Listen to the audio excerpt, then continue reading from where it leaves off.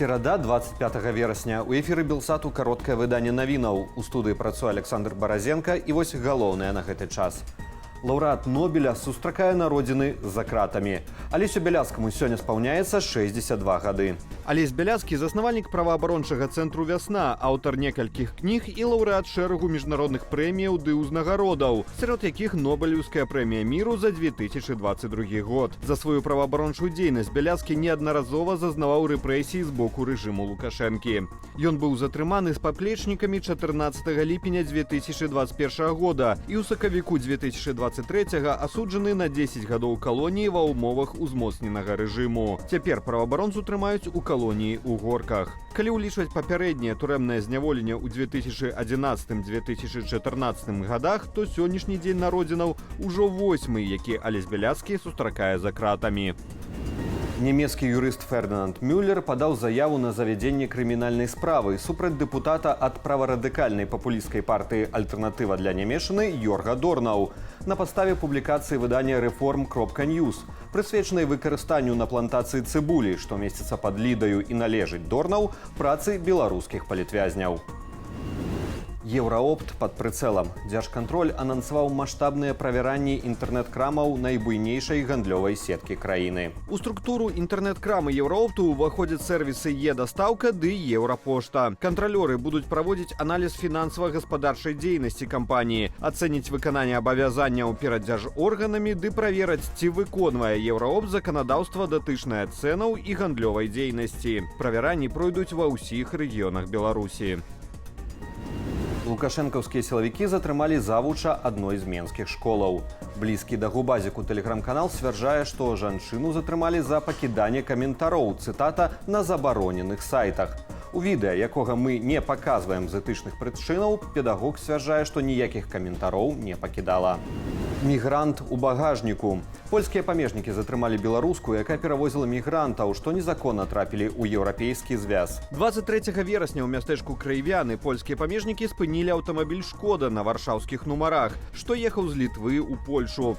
За стырном была 30гадовая грамадзянка Беларусі, а ў салоне і багажніку ехалі 4 грамадзянаў Ірану і Афганістану, што трапілі ў Літву нелегальна. Мігрантаў вярнулі ў Літву, а беларуску затрымалі. За перавозку нелегалаў ёй пагражае да 8 гадоў пазбаўлення волі. Ейны аўтамабіль канфіскавалі.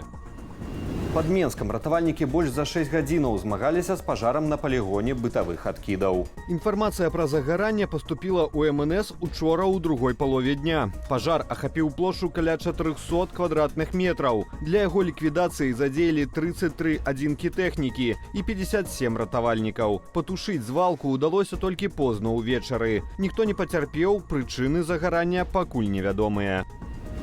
Яшчэ адзін пажар адбыўся сёння раніцаю ў Менску. У сталіцы гарэлі памяшканні заапарку. Пажар здарыўся ў будынку заапаркавай стайні. На шчасце, ратавальнікі паспелі вывесці з будынку жывёлінаў і працаўнікоў заапарку. У выніку не пацярпелі ні коні, ні людзі. Загаранне ліквідавалі.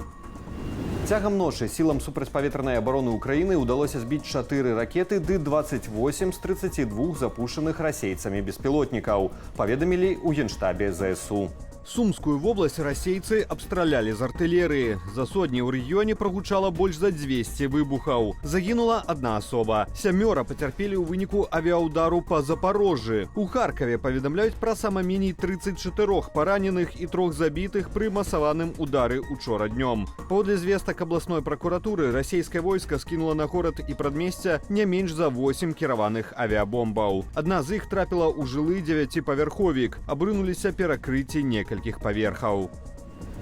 Таксама ва ўкраінскім генштабе паведамляюць пра актывізацыю наступальных дзеянняў акупацыйных войскаў на адразу некалькіх адцінках фронту.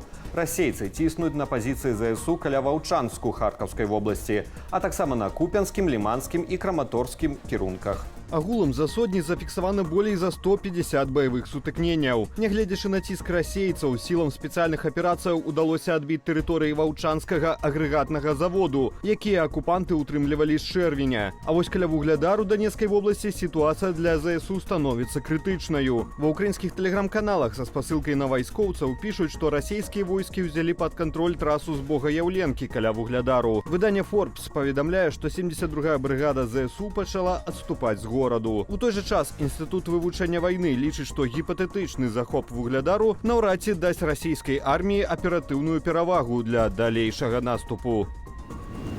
Израиль и Ливан застаются на мяжы паўнамаштабнай войны. С тэрыторыі абедзвюх краінаў працягваюцца ракетныя удары. У Цагалі заявілі пра ліквідацыю ў выніку авіаудару па аб'ектах Хізбулы аднаго з лідараў баявога крыла баевікоў, камандзіра ракетных сілаў групоўкі Ібрагіма Аль-Кубайсі.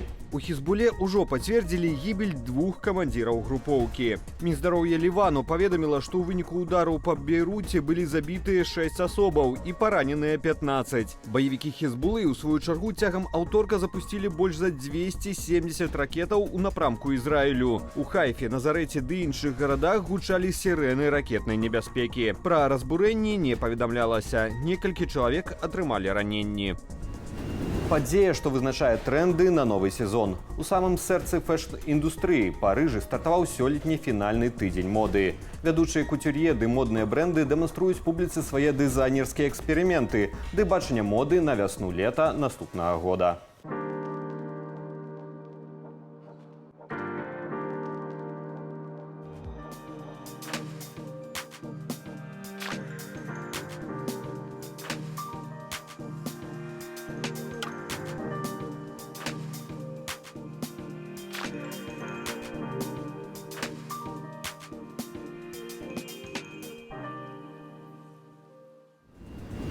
І гэта былі ўсе навіны ў нашым кароткім выданні. Поўная інфармацыйная карціна дня з каментарамі і аналітыкаю чакае вас у вечаровых выданнях «Аб'ектыву» і праграмы «Белсат-Зум».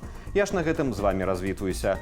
Калі вы глядзіце нас на Ютубе, заклікаю ставіць лайкі, каментаваць і дзяліцца нашым выданнем, каб яго пабачылі як мага болей гледачоў. Але не забывайцеся на ўласную бяспеку. Беражыце сябе і заставайцеся з Белсатам.